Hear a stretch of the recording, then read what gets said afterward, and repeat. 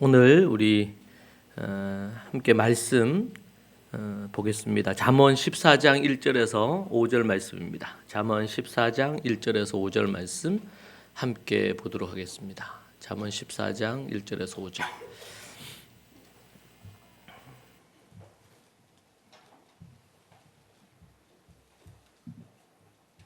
잠언 14장 1절에서 5절 말씀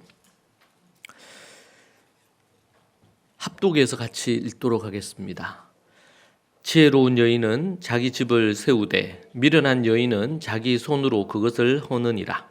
정직하게 행하는 자는 여호와를 경외하여도 패역하게 행하는 자는 여호와를 경멸하느니라.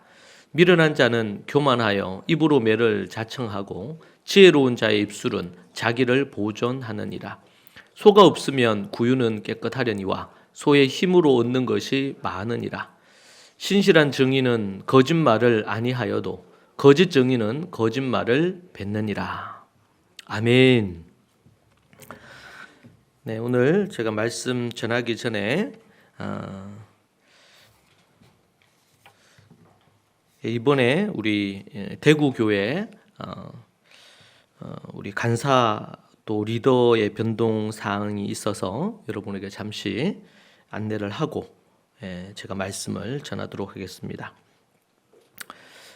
우리 간사로 우리 주일학교 그리고 또 리더로 오랫동안 우리 사역한 우리 여상분 우리 간사가 이때까지 많이 애쓰고 수고했습니다.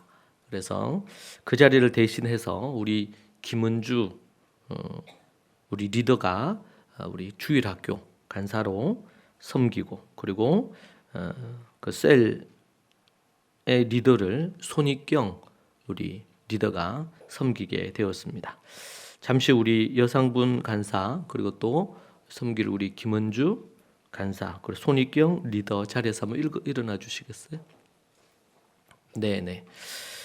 우리 여상분 간사는 우리가 교회 개척 초기부터 함께해서 리더로 섬겨왔고 특히 우리 주일학교를 우리가 정식으로 그 전까지 모임이 있긴 했지만 우리가 이전해서 정식으로 주일학교 부분들을 맡아서 섬기고 또 필요한 부분에 대한 체계적인 필요한 부분들을 세팅도 하고 또 열정적으로 말씀도 나누고 또 조직에 필요한 모든 것들을 지금까지 그리고 올해 이제 시작하면서는 작년부터죠. 이제 중고등부 주일학교 청소년 주일학교까지 해서 여러 방면에서 많은 애를 우리 여상분 간사가 수고를 참 많이 했습니다.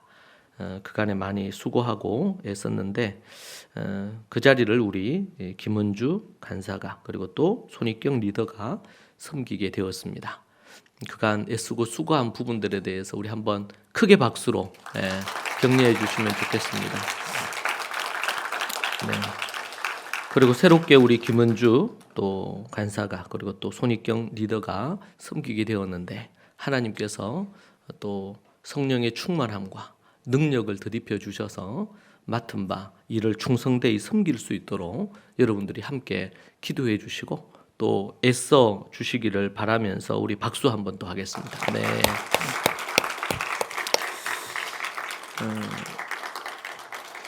교회가 세워짐에 있어서 서 계세요. 네. 세워짐에 있어서 뭐 그냥 되는 건 없는 것 같습니다. 우리 하나님께서 여러 가지로 모든 일을 행하시지만 또 사람들이 애쓰고 수고하는 수고가 있어야 되죠. 오늘 나중에 이제 오후에 우리 새롭게 국과 관련된 부분도 그렇고 크게 우리 국장들이나 이런 부분들은 큰 변동은 없는데 오후에 우리가 또 그런 시간들을 좀 가질 겁니다. 우리 간사들 또 리더들 특히 또 국장들 앞서서 수고하고 애쓰는 이들이 많습니다.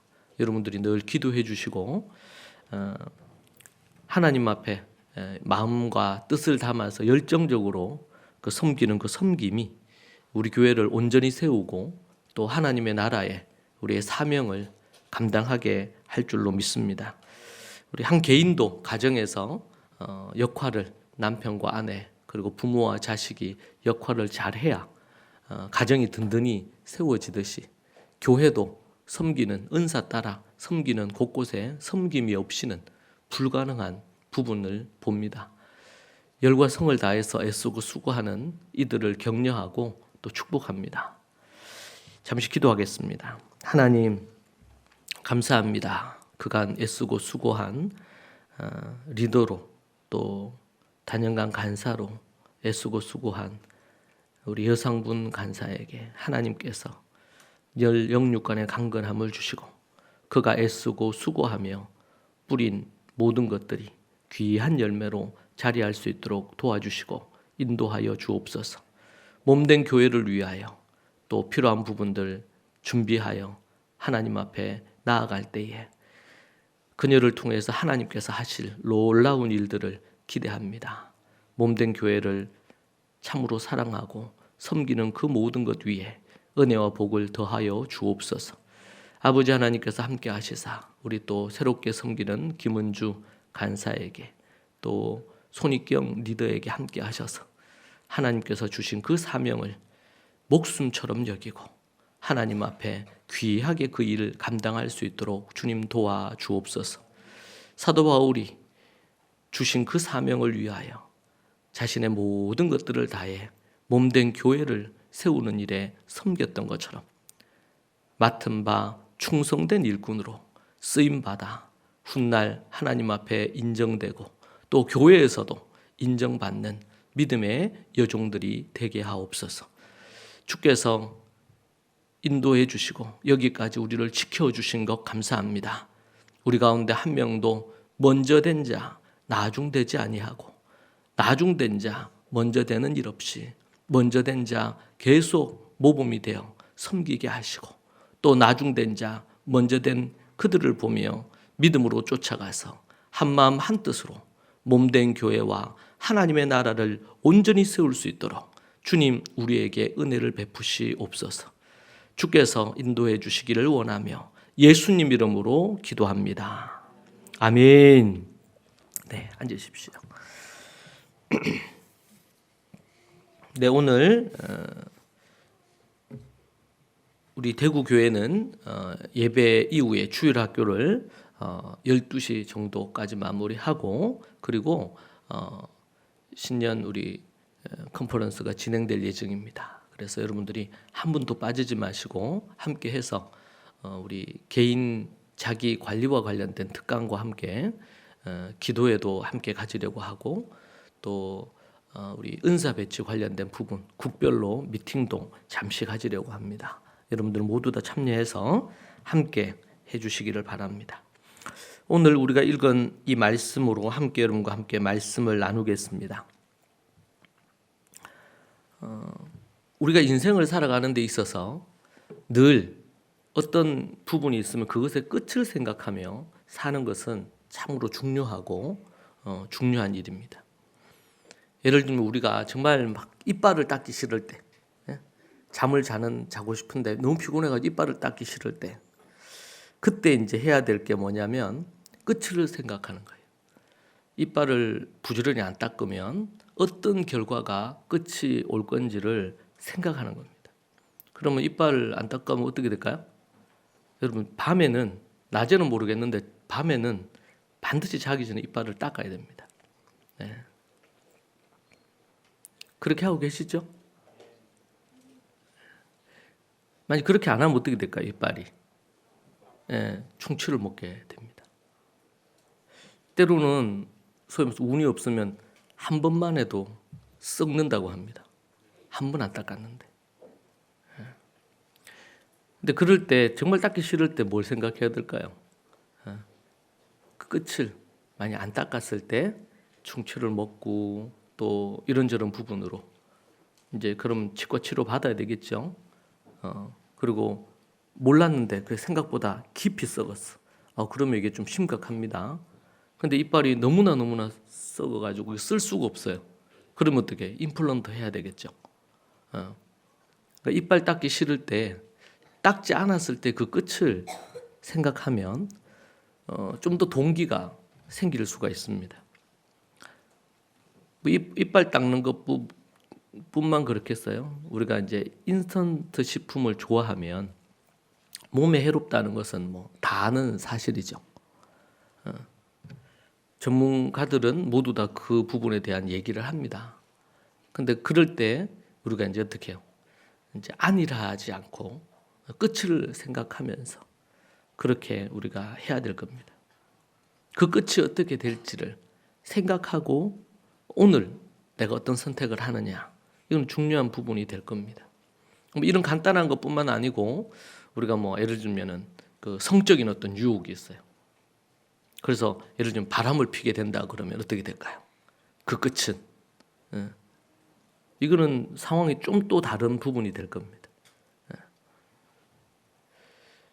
잠언에도 보면은 그렇게 바람을 피우거나 음란함에 빠지게 되면 결국에는 그 끝이 결코 순탄하지 않죠.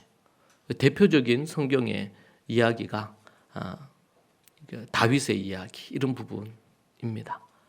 음욕을 품고 품지 말아야 될 여인을 품으면서 생기는 매우 심각한 그 사건은 나중에 용서는 받지만 다윗의 일생에 있어서 변곡점이 됩니다. 그 사건 전과 후가 다윗의 삶이 달라집니다.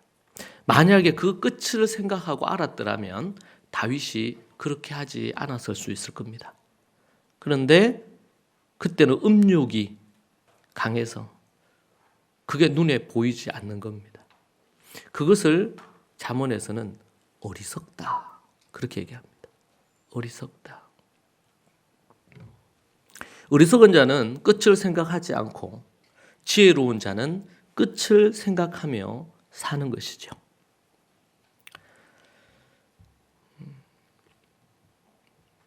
먼저 우리가 끝을 생각해야 될 부분에 있어서 첫 번째로 우리가 생각을 해본다면 그것은 바로 어리석음의 끝을 생각하며 살아야 됩니다. 어리석음. 우리는 지금 잠언을 통해서 지혜와 지혜에 반대되는 어리석음에 대해서 계속 반복해서 말하고 있는 것을 봅니다. 잠언에는 여자를 등장시켜서 이 지혜로운 여자와 어리석은 여자에 대한 이야기를 합니다. 이 여자는 단순히 여자를 의미한다기보다는 모든 사람을 대표하는 의미로 우리가 볼 수가 있습니다. 이스라엘에서 유대인으로 인정받기 위해서 어머니가 유대인이어야지 유대인으로 자녀가 인정받는 것은 매우 특별한 모습입니다. 남자도 중요하지만 성경에서 여자의 위치는 더 중요한 것을 우리에게 말해줍니다. 그 이유는 가정을 세우거나 허무는 것이 여자의 손에 달려 있다고 그렇게 말하는 것입니다. 아담과 하와가 처음 범죄할 때도 우선적으로 여자가 선악과를 따먹고 남자에게 주었다고 이야기하며 여자의 그 책임에 대한 것을 사도 바울은 얘기한 것을 우리는 알고 있습니다. 지혜로운 여자는 자기 집을 세우지만 어리석은 여자는 자기의 집을 허뭅니다. 문제는 여자가 집을 세우기 위해서 엄청 노력하고 애를 쓰는데 그 노력과 애씀이 어리석은 여자의 노력과 애씀은 결국 자신의 집을 허물더라는 거예요. 잠언의 지혜자가 보니까. 그런데 그는 자기는 몰라. 자기는 집을 세운다고, 남편을 세운다고, 자식을 세운다고 생각하고 열정적으로 했는데 나중에 보니까 그것이 어떻게 해요? 자신의 집을 허물더라는 거예요. 외부에 의해서 누군가가 우리 집을 허무는 것이 아니라 그 가정을 세우려고 가장 열정을 갖고 있는 그 여자가 아내이자 어머니가 도리어 그 집을 허물더라는 거예요. 근데 본인은 어리석은 여자는 몰라요. 참으로 안타까운 일이죠. 얼마나 또 노력을 했겠습니까? 나중에는 혹시라도 어리석은 여자에게 책임이 돌아오면 얼마나 억울하겠어요. 자신은 온 힘을 다해서 온 마음을 다해서 남편을 세우고자 애쓰고 자식을 세우고자 애썼는데 예를 들면 남편이나 자식들에게서 원망을 듣는다고 생각해봐요. 정말 비참할 것입니다. 살고 싶지 않을 거예요. 어리석은, 자기가 스스로 어리석다고 생각하지 않는 이들, 정말 주의해야 됩니다. 그리고 그 말과 그 행동과 그 모든 행위가 스스로 자신의 집을 무너뜨리고 허물고 있다는 사실을 기억할 필요가 있습니다. 한국의 어머니는 참으로 위대하다고 저는 생각합니다. 6.25 이후 남편을 잃고 자식을 잃은 어머니들이 얼마나 많았습니까? 정말 많은 사람들이, 거의 300만에 가까운 사람들이 당시 전쟁으로 사망했습니다. 대부분이 남편과 자식들이었죠. 그때 어머니들이 몇 날 며칠을 굶으면서도 자식들을 키웠습니다. 심지어 한국의 아버지들이 노름이나 바람을 피면서 타락된 길로 갈 때도 가정을 끝까지 지킨 이들은 어머니들이었습니다. 그런 남편임에도 불구하고 남편을 섬기고 또 자식을 거두어 살려서 심지어 자식을 교육하는 일에도 애를 썼습니다. 저는 한국의 어머니들이 이 대한민국을 만들었다고 생각합니다. 어머니들의 희생이 없었다면 지금의 대한민국은 없었을 것입니다. 목숨을 걸고 굶어가며 지켜낸 그 어머니들의 희생과 수고가 아니었으면 대한민국은 없습니다. 전 세계 국력 순위 6위에 올랐다는 최근 기사를 보았습니다. 미국이 1위요, 중국이 2위고 3위가 러시아입니다. 4위가 독일이고 5위가 영국이더라고요. 6위가 대한민국입니다. 7위가 프랑스고 8위가 일본 순으로 나온 것을 봤습니다. 정말 대단하죠.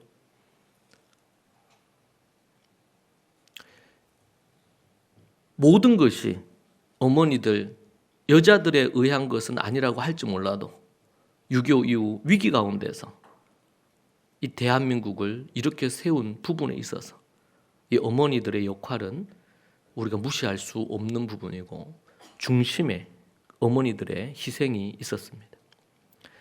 자식들을 교육시키기 위해서 거의 목숨을 걸다시피 했고 자신은 굶어서 죽을지언정 자식을 먹이기 위해서 온 힘을 다 쏟았습니다.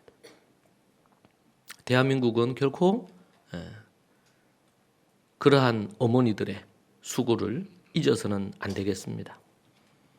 하나님께서는 남자와 여자를 만들었죠. 남자가 남자 역할을 제대로 하고 여자가 여자 역할을 제대로 해야 하는 것입니다. 위기의 때에 조선이거든 아니면 대한민국일 때든 여자들이 제 역할을 할 뿐 아니라 더 나아가서 130%, 150%의 역할을 제대로 했었습니다. 그 결과 찬란한 위대한 대한민국이 되었고 전 세계가 부러워하는 나라가 되었습니다. 전쟁 이후 폐허가 되었던 그 나라에 유례 없는 모습으로 우리 대한민국이 서게 되었습니다. 물론 헤쳐가야 될 문제들은 여전히 대한민국에도 있습니다. 전 세계의 가장 큰 자살률과 각종 불행지수가 최고로 높다는 것은 우리에게 여전히 숙제로 남아있죠. 우리나라 사람들이 가장 심각한 문제 중에 하나는 결코 만족하지 못한다는 겁니다. 빨리빨리 하고 어떤 거든 간에 뭔가를 이룩해야 된다는 병적인 그런 마음들이 우리가 현재 누릴 수 있는 것들을 누리지 못하게 하거나 피해의식과 아니면은 쫓기는 듯한 인생의 그런 부분으로 인해서 현재 우리가 누릴 수 있는 평안을 누리지 못하는 부분입니다. 우리는 교회 우리 성도들이 그러한 부분에서 우리의 삶으로 이 세상에 빛과 소금의 역할을 해야 할 것입니다. 여전히 예수님이 이 땅에 그리고 이 땅의 사람들에게 절실히 필요한 이유입니다. 전 세계 6위가 되었지만 전 세계에서 가장 많은 자살률을 기록하고 있는 나라가 우리 대한민국입니다. 여전히 우리 예수 그리스도가 우리에게 필요하고 이 세상에 필요합니다.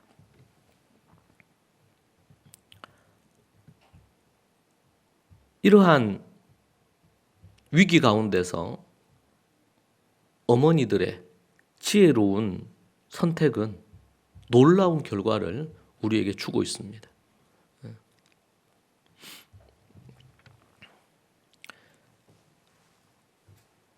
잠언을 통해서 우리는 잠언이 지혜를 말하고 있음을 합니다. 때로 잠언 1장을 시작할 때, 2장을 시작할 때 연구하면서 약간 관망하는 마음이 저에게도 있었습니다. 그런데 한 장 한 장 연구하고 묵상할수록 참 내가 지혜가 없구나. 이렇게 지혜로운 삶이 이런 삶인데 이 지혜로운 삶이 나에게는 참 많이 부족했구나. 이런 것을 한 장 한 장 넘어가면 갈수록 더 많이 깨닫게 됩니다. 우리가 오늘 이 말씀을 14장 말씀을 보는데 제가 이제 18장, 19장을 이제 3월달 본문으로 연구를 하고 있거든요. 근데 가면 갈수록 잠언의 내용이 더 실제적이어서 그런 건지 아니면 1장부터 계속 이렇게 파도가 바위에 부딪히듯이 말씀이 제 심령에 계속 부딪혀서 그런 건지 정확하지 않지만 깨닫게 되는 것은 참 내가 지혜가 참 많이 부족하다. 참 어리석게 인생을 산 부분이 참 많았구나. 그런 생각을 더 많이 하게 됩니다. 여러분은 어떻습니까?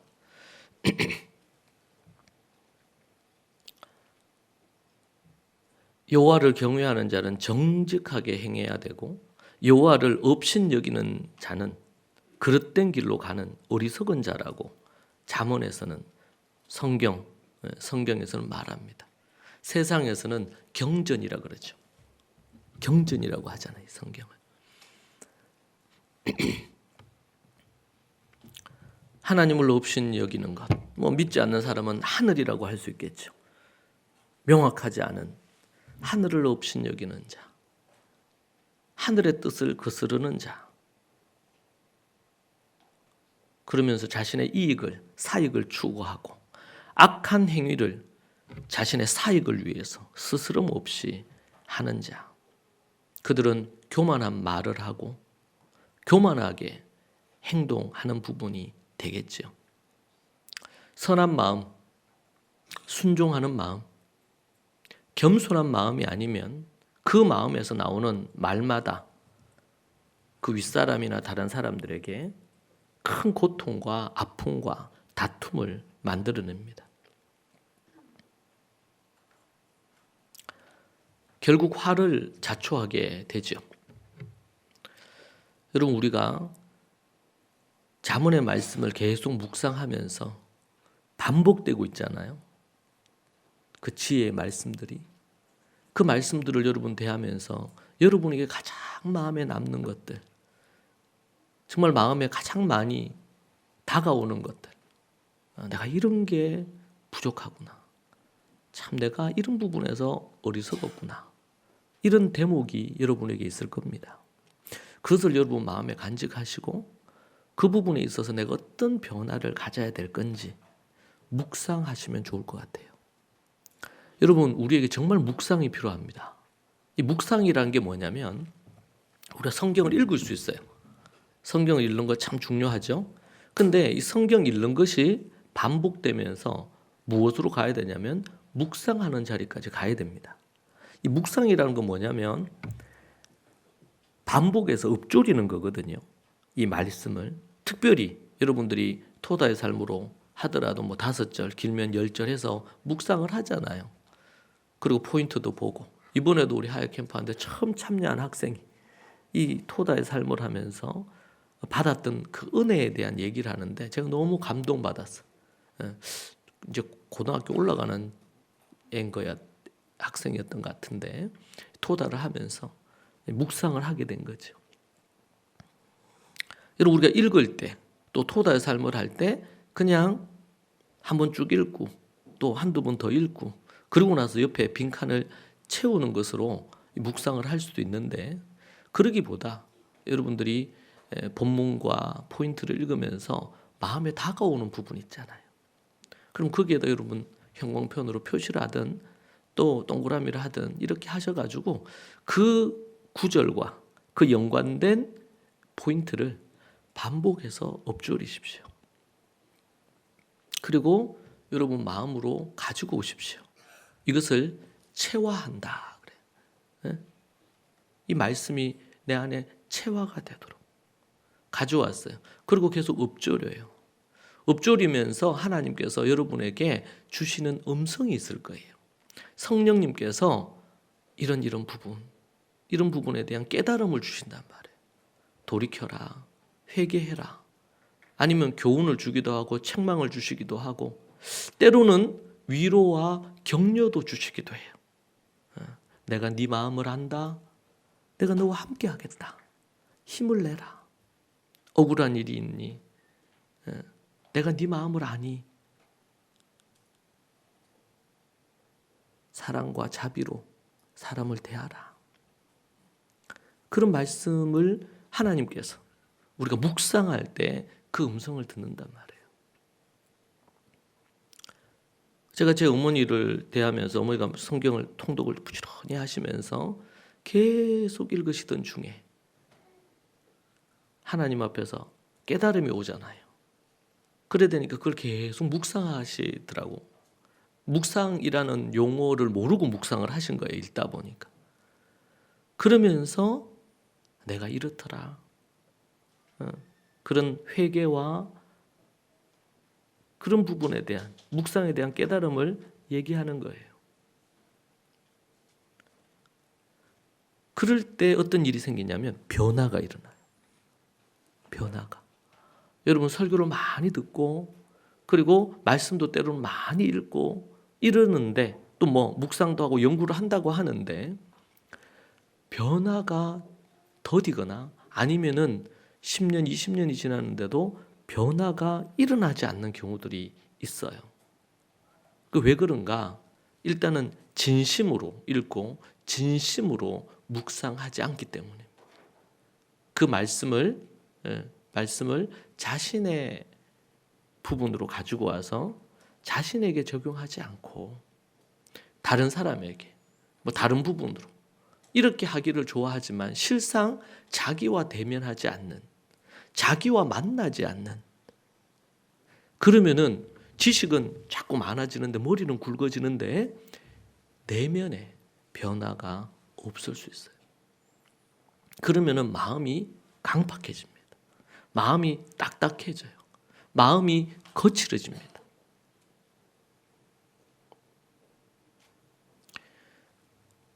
여러분 잠언은 우리에게 이런 어리석음에서 벗어나서 지혜롭게 하기 위한 겁니다. 지혜롭고 공의롭고 정의롭고 정직하게 행할 그 일을 위해서 잠언을 기록했어요. 잠언의 기록의 목적이죠. 좀 더 지혜롭게, 정의롭게, 정직해지게. 이 잠언을 보기 전과 후가 좀 더 정직하고 좀 더 정의롭고 좀 더 공의롭고 바른 인생을 살도록 교회들이 우리 교회를 포함해서 우리 교회가 크리스찬들이 잘못되게 생각하는 것 중에 한 부분이 우리가 예수님을 믿고 십자가와 부활로 거듭났는데 거기에 안주해 있으면서 지혜롭지 못하고 정의롭지 못하고 정직하지 못하고 공의롭지 못한 그런 모습으로 우리가 구원받은 은혜는 우리가 구원받고 천국 간다는 확신은 가지지만 구원받은 하나님의 백성다운 삶에 대한 말씀이 성경의 80%, 90% 가까운데 그 부분을 외면하고 있지 않는가. 그래서 때로는 세상에서 욕을 얻어먹을 수 있습니다.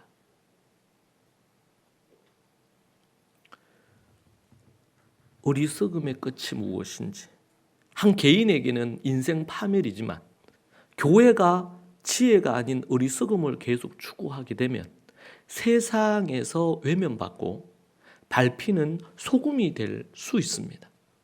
사람들은 이제는 우리나라도 이제 후기 기독교 사회가 됐잖아. 한번 복음이 한국 사회를 싹 한번 훑고 지나갔습니다. 이제는 입술로 예수 그리스도를 믿으라는 복음에 그 관련된 어떤 선포를 넘어서서 하나님이 원하시는 복음에 합당한 삶에 대한 이것이 얼마나 매력적인지.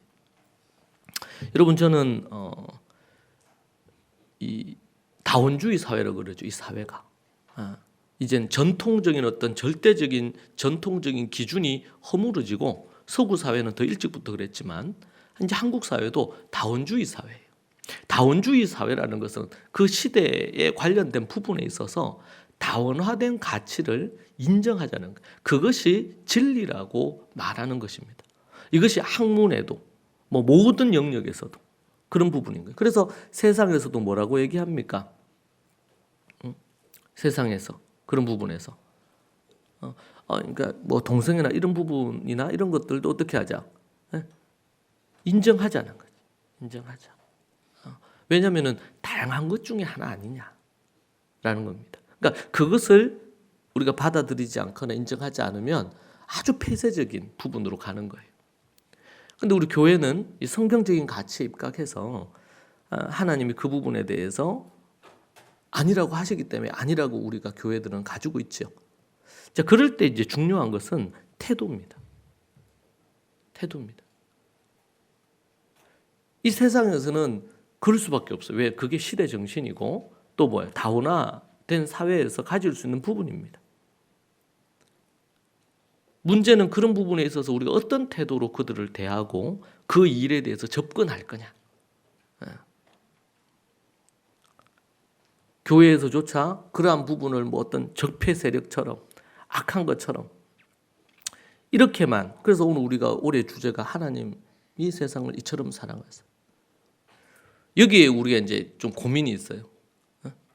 우리가 하나님 영혼들을 사랑해야 되는데, 그렇다고 성경에서 하나님께서 죄라고까지 얘기한 것까지 우리가 받아들여야 되느냐. 이때 우리가 지혜롭게 하는 것은 어떤 건가?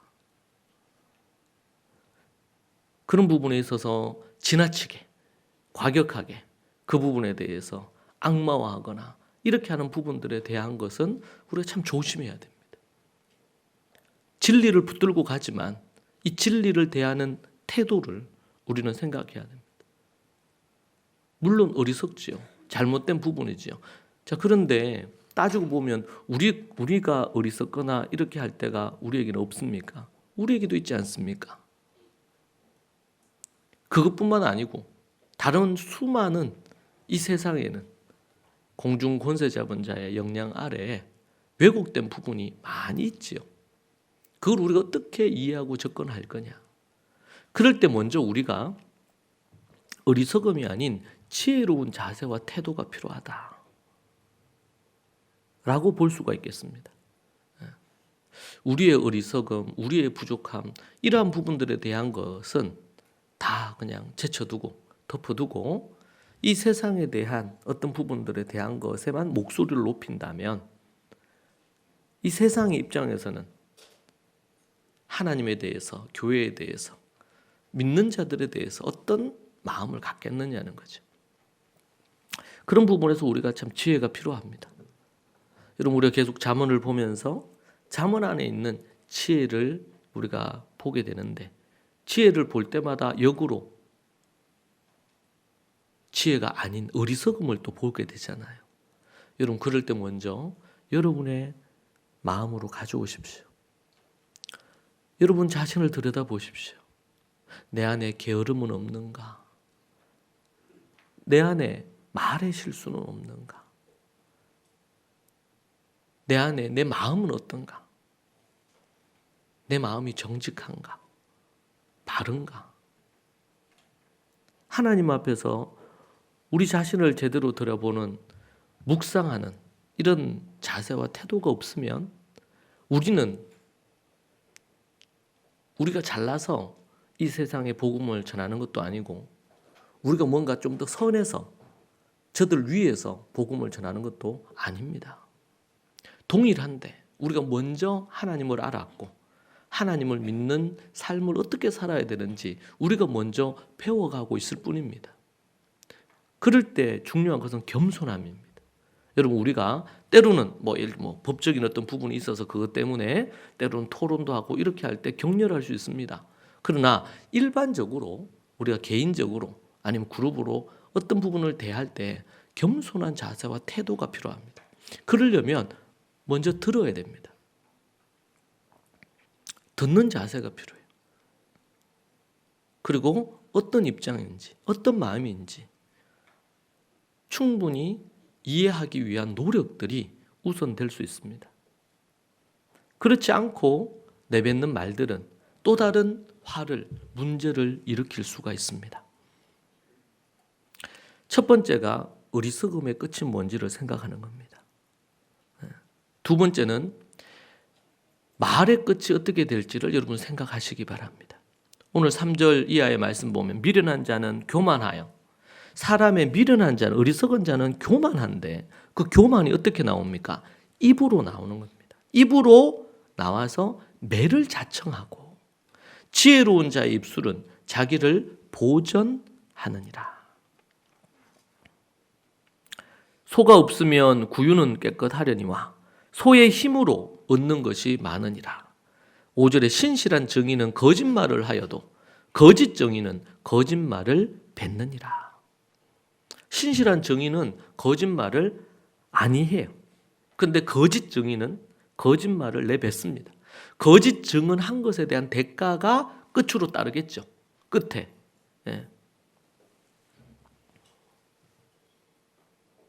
우리는 말을 하기 전에 생각을 해야 됩니다.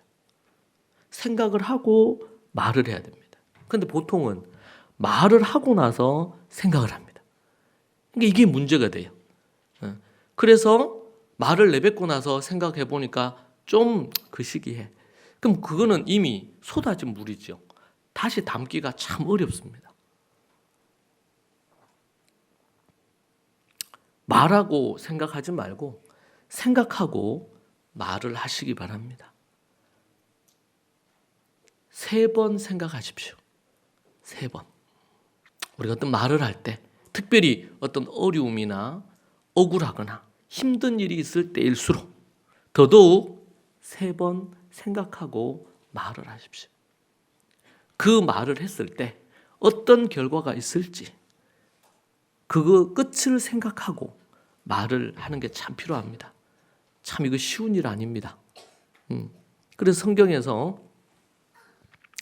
입에 재갈을 물린다 이런 부분이 있죠. 입에 재갈을 물린다. 저는 이제 예전에 이 부분에 대해서 깨달음이 있었던 적이 있습니다. 그러니까 제가 이제 대학 때인데 제 아내를 처음 만났을 때, 그러니까 그냥 사람들하고 같이 있으면서 우스갯소리 뭐 이런 말들을 제가 자주 했는데 그 말이 분위기를 좀 좋게도 하고 이렇게 하니까 그런 말을 했었어요. 근데 제가 정확하게 기억은 안 나는데 제가 제 아내를 만나고 몇 번 안 만났을 때 데이트하는데 지나고 나서 제 아내가 제 말에 대한 얘기를 하더라고요. 그러니까 좀 긍정적이지 않은 좀 표현이었죠. 내가 말을 하는데 말을 좀 주의할 필요가 있는 거에 대한 얘기를 한 거예요. 처음에는 좀 기분이 안 좋았어요. 근데 그 얘기를 듣고 나서 집에 가서 곰곰이 생각하니까 그 말이 맞는 거예요. 그래서 제가 생각했어요. 내가 말을 조심을 해야 되겠다. 그때 처음 생각했어요. 말을 조심해야 되는구나. 아무리 그게 좀 분위기를 화기애애하게 하기 위한 말이라 하더라도.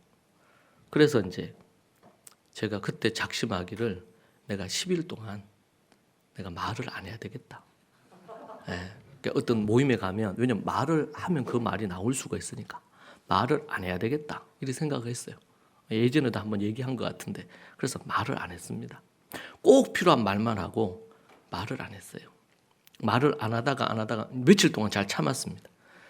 근데 며칠이 지나고 나서 어떤 상황에서 어떤 말을 했는데 그 말이 바로 그 말이었어. 또 말 안 하다가 한마디를 했는데 그 말이 이제 주의해야 될 말이었죠.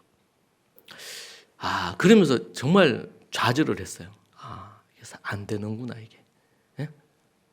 그러면서 제가 깨닫는 게 사람이 이 입에 재갈을 물려가지고 말을 조심하게 한다는 것은 이게 쉬운 일이 아니구나.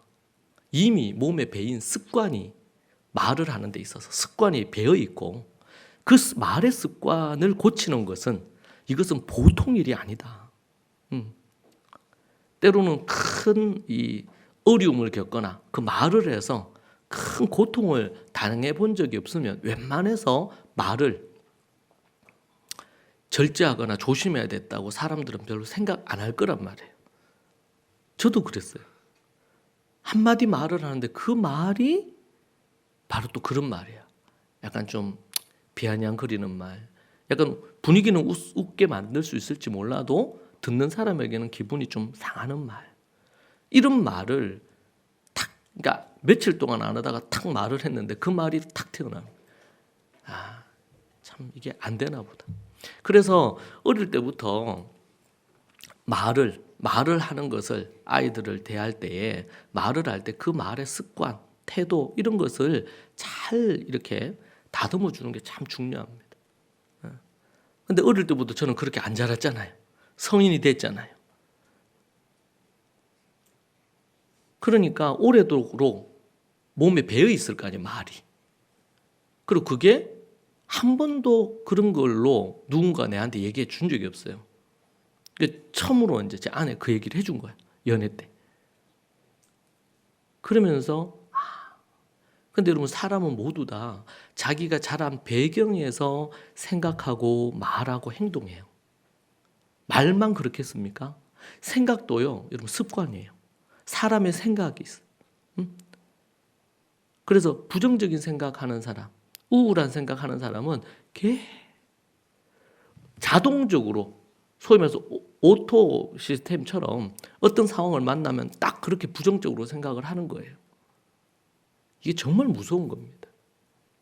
그러니까 예수님을 믿고 이제 신앙생활을 해도 오랫동안 몸에 배어 있는 이 습관들, 그게 자기가 만든 습관이든 환경에서 만들어진 습관이든 부모가 만들어준 거든 뭐 어떤 거든 상관없어요. 그런 것들이 아니면 천성적으로 가지고 있는 습관도 있어 보면 그런 생각이 그 사람을 지배한단 말이에요. 부정적인 생각 아니면은 쉽게 쓴 마음을 갖는 이 부분도 있어 사람들마다. 우울한. 그래서 제가 예전에 어떤 한 자매를 봤는데 그 자매는 아예 우리가 전화 걸면 음악이 나오잖아요. 그 상대방 신호 가는 동안. 근데 여러분 그 음악도 우울하더라. 그 음악도.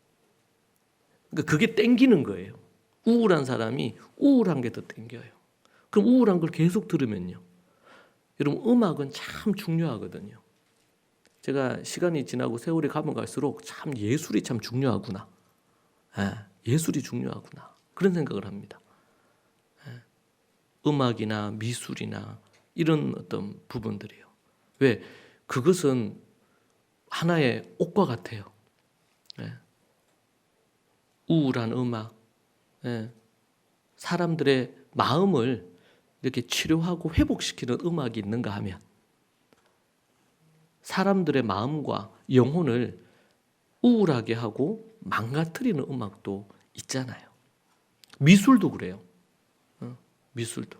아주 오래된 훌륭한 작품들은 보면서 그 미술에 대해서 문외한이어도 그런 작품들을 보거나 아니면 좋은 음악을 들으면 그런 것들이 명곡이고 명화로 되어 있잖아요. 그걸 보면 우리가 마음이 치료되거든요. 그래서 음악 치료, 미술 치료, 뭐 이런 치료들이 있지 않습니까? 그러니까 하나님이 주신 아주 좋은 것들이에요. 이런 예술적인 부분들 자체가.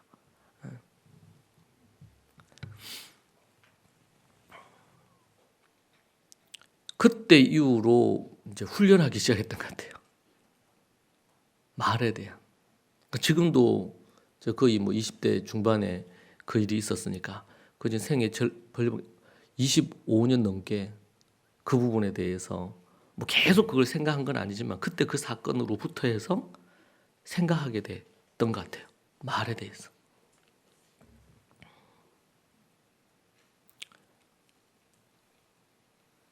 꼭 이런 말하고 나서 생각하지 마시고 생각하고 반드시 말을 하십시오.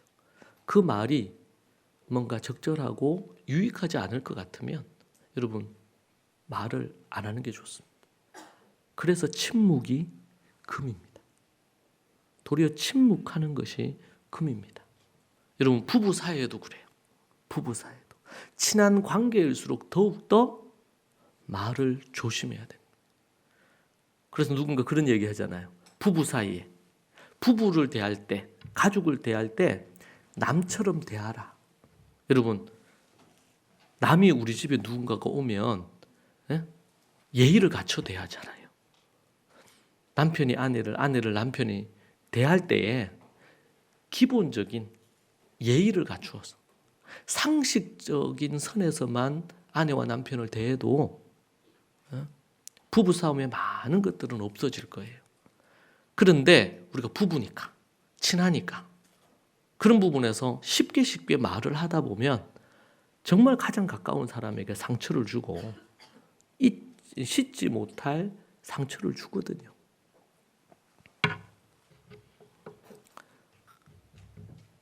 교만의 말.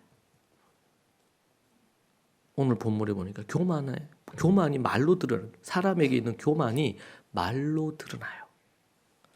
또 어떤 말은 매를 불러요. 그 말 때문에 자녀들 중에서는 그 말에서 부모님한테 아니면 선생님한테 매 맞는 일도 있습니다. 어리석은 거죠. 오죽하면 매를 대겠어요. 그 말한 것 때문에. 그런데 매 맞고 정말 내가 이런 말 조심해야 되겠다. 이렇게 하면 좋은데 그렇게 하지 않고 억울하단 말이죠. 자기가 말한 것은 온데간데 없고 누구는 했는데 누구는 왜 매를 안 대고 나만 매를 대는. 마음이 삐뚤 거예요. 어떤 사람의 말은 생명을 보존합니다. 그래서 여러분 그런 말도 있어요. 여러분 말을 바꾸면 생각이 바뀐다는 얘기도 있어요. 그러니까 생각을 바꾸어서 말이 바뀔 수도 있죠. 일반적으로는 그 사람의 마음이 생각이 바뀌면 말이 바뀝니다. 자, 그런데 의도적으로 내가 그런 생각이 들고 그런 마음이 들어도 긍정적인 말, 겸손한 말, 뭔가 생명을 불어넣을 수 있는 말, 이런 말을 하게 되면요 마음이 바뀌기도 해요. 마음이 바뀌기도 해요. 그래서 말의 힘이 정말 중요하거든요. 예전에 우리 봤습니다. KBS 거기에서 한글날 했죠. 실험을 했어요. 어디에는 뭐 이렇게 하얀 쌀밥을 넣어가지고 2개 만들어서 한쪽에는 계속 욕만 하고 부정적인 말하고 막 이렇게 캠프 때도 우리 학생들한테 보여줬는데 한쪽에는 사랑해 뭐 이런 긍정적인 말, 좋은 말 막 했어요. 근데 정말 놀랍게 시간이 좀 지나서 봤는데 욕을 하고 막 이렇게 안 좋은 말만 했던 거기에는 아나운서들이 매일 그걸 뚜껑 열고 욕을 한 거예요. 근데 거기는 시커멓게 변하면서 곰팡이가 생겼는데 악취가 나는 거예요. 그런데 사랑해 이렇게 하면서 좋은 말을 격려, 인정, 칭찬해 줬던 데는요 곰팡이가 생기긴 했는데 하얀 곰팡이가 생긴 거예요. 그리고 악취도 별로 안 나. 참 신기하더라고 이게. 여러분 이게 하물며 밥에 그렇게 했는데 여러분 우리가 사람에게 그렇게 한다 그럽시다. 얼마나 그게 여러분 자녀들에게 할 수 있는 대로 뭔가 잘못되고 훈계하고 책망할 거 있습니까? 그러면 짧고 굵게 따끔하게 책망하고 매를 대세요. 그런데 계속 세월이 10년, 20년 지났는데도 다시 소환해가지고 또 얘기해. 부부 사이에도 똑같아요. 지난 거 잊고, 그 되도록이면 어떻게 해요? 격려하고 칭찬하고 인정하는 말들. 인정하는 말들.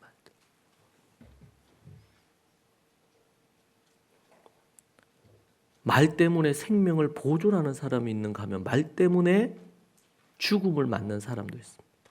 거짓말은 그 끝이 반드시, 여러분 우리 지금 잠언의 말씀에 보면 그런 말씀 있죠? 여러분, 재앙은 악인을 끝까지 추적합니다.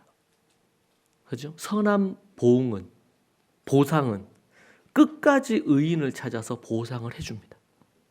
지금 당장 내가 악을 행한다고 당장 어떤 해를 받거나 재앙을 받거나 벌을 내가 안 받는다고 악을 자꾸 행하게 되면, 근데 그 악은 반드시 추적해서 악한 자를 파멸에 이르게 합니다. 이게 하나님의 법칙이에요. 선한 일을 행했는데 사람들이 몰라, 내 선한 걸 한 거를. 그런데 하나님은 그 선이 반드시 그 사람을 따르도록 반드시 찾아내서, 이때 이제 따른다는 이 원어 자체가 어떤 거예요? 끝까지 추적을 한다는 거예요. 끝까지. 그렇게 해서 그 사람에게 보상을 해주고 선한 보응을 주고, 악을 행한 자들에게는 반드시 하나님이 악으로, 처벌로, 재앙이 그에게 임하게 한다는 거예요. 뿌린 대로 거두는 겁니다. 하나님 앞에서. 우리가 그 마음을 생각하고 해야 됩니다. 거짓말, 때로 법정에서 하는 거짓 증언, 그것은 반드시 어떤 형태로든 처벌을 받게 됩니다. 혹 권력자들이 자신들에게 그런 것들이 없이 되어질 것처럼 권력을 갖고 있으면 영원히 그것이 은폐되는 것처럼 보이지만 결코 그렇지 않습니다. 10년, 20년 죽기 전에 반드시, 아니면 죽고 나서도 그 거짓말에 대한 대가는 지옥에서 치르게 되어 있단 말이에요. 우리가 그것을 기억해야 됩니다. 여러분, 여러분의 입에 재갈을 물리십시오. 턱까지 막 이렇게 말을 하고 싶은데 여러분 그거 어떻게 해요? 참으십시오. 정말 좋은 방법으로, 좋은 어떤 태도와 방법으로 말하려고 애를 쓰십시오. 그것이 복음을 가진 자의 마땅한, 복음에 합당한 말입니다. 우리 주님께서 여러분을 위해서 십자가에 달려 죽으시고 우리에게 생명 주시지 않았습니까? 그것을 우리가 기억하고 우리가 하나님의 뜻에, 오늘도 우리 사역자들을 세웠는데 지금 우리가, 주님이 우리를 위해 십자가에 죽으시고 생명을 주셨잖아요. 그런 우리가 믿고 우리가 은혜를 입은 이 복음을, 이 말씀을 우리가 전하고 나누고, 그래서 사람들을 세우고 그렇게 해야 되지 않겠습니까? 이건 해도 되고 안 해도 되는 게 아니죠. 아니면 뭐 믿지 않을 거면 안 해도 되는 문제지만, 그렇지 않고 내가 주님의 믿어서 믿음의 자녀가 되었다면 믿음의 자녀다운 그런 말과 생각과 마음을 가져야 되겠죠. 또한 주께서 우리에게 주시는 귀한 사명을 감당해야 될 줄로 믿습니다. 사랑하는 여러분, 끝을 생각하면서, 최후를 생각하면서 여러분 사시기 바랍니다. 우리가 어떤 사역을 할 때도 끝에 사도 바울이 고백했던 것처럼 우리 주님이 나에게 의의 면류관, 생명의 면류관을 주실 걸 생각하고, 누군가 보든 안 보든 우리가 믿음으로 사명을, 사역을 감당해야 되듯이, 맡은 바 충성하는 것이 마땅한 것처럼 우리가 그리스도의 복음을 가진 자로 삶을 살 때에 나중에 어떠한 평가를 얻을지 정말 수고하고 충성되게 행했다. 나중에 시간이 지나고 나서 사람들에게 하나님께 어떻게 평가를 받을지. 다윗은 살인도 하고 간음도 하고 죄를 저질렀습니다. 그런데 그의 삶의 전체를 보면 그가 죄 앞에 회개하고 그리고 하나님 앞에 마음에 합한 부분으로 총체적으로 볼 때 하나님께서 그를 긍정적으로 인정해 주셨습니다. 여러분의 삶이 우리가 하나님 앞에서 평가받는 날이 있지 않겠습니까? 저는 이스라엘 갔을 때 그리스나 터키나 초대교회 유적지를 하면서 분명히 바울도 그랬고 브리스길라 아굴라도 그렇고 왜 흠이 없고 부족함이 없었겠어요. 그런데 전체적으로 통합해서 생각해 볼 때에 그가 기여하고 그가 수고하고 하나님 앞에 가졌던 그 모습들이 긍정적이었기 때문에 점수로 따진다면 그래도 높은 점수를 줄 수 있기 때문에 그런 초대교회 흔적이 있는 곳에 보면 기둥이나 벽에 그들의 그림이 있어요. 그 그림 보면서 늘 어떻게 해요? 우리도 브리스길라 아굴라처럼 우리도 바울처럼 살아야 되겠다. 물론 죄도 없고 흠도 없이 완벽하면 좋죠. 그런데 우리가 그렇게 하기 어렵지 않습니까? 그럴 때 어떻게 평가받을 거냐? 그것은 끝을 생각하며 살아갈 때 좀 더 달라질 수 있어요. 사랑하는 여러분, 끝을 생각하며 사는 것이 지혜입니다. 끝을 생각하며 여러분들 말하시고 끝을 생각하며 어리석음의 결국이 어떤지를 생각하며 살아가는 여러분 되십시오. 기도하겠습니다. 살아계신 하나님 감사합니다. 우리가 무엇인데 허물과 죄로 죽었고 쓸모없는 인생, 버려진 인생, 지옥에 떨어질 인생 주님께서 외면하지 않으시고 불러주시니 참 감사합니다. 주님, 어리석음으로 살다가 그 끝이 비참한 것을 생각하며 매사 지혜로운 선택과 삶을 살게 하옵소서. 말을 할 때에 생각하고 말하여 말의 지혜가 부족함으로 징계받거나 책망 듣는 그런 자들이 되지 않게 주님 도와주시고 주께서 우리가 지혜롭게 말하고 살아가기를 소망하오니 주님 우리를 붙들어 주옵소서. 우리 입에 재갈을 물려 여러 번 생각하고 말하는 그런 우리 모든 좋은 가족 식구들 되게 하시고 우리 사랑하는 자녀들에게 어릴 때부터 그 훈련을 잘 시켜 사람들에게도 하나님께도 인정받는 우리 모든 좋은 가족 믿음의 사람들 되게 하옵소서. 예수님 이름으로 기도합니다. 아멘.